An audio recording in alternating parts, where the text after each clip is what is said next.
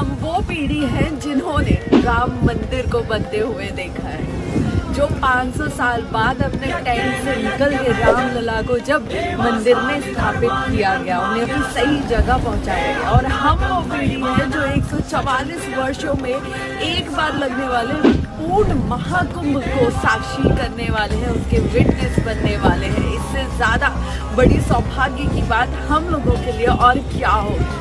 तो जैसा कि हम सब बार बार आपसे बोल रहे हैं कि पूर्ण महाभव्य कुंभ, एक भव्य महायज्ञ होने वाला है 13 जनवरी से 26 फरवरी 2025 के बीच में। इसका हम सभी हिंदुओं को, हम सब सनातनियों को, बल्कि हिंदुओं को नहीं, हर किसी को इसका हिस्सा बनना चाहिए। और अमृत की धारा में हम सबको गोता लगा के बोलना चाहिए, हर हर महादेव।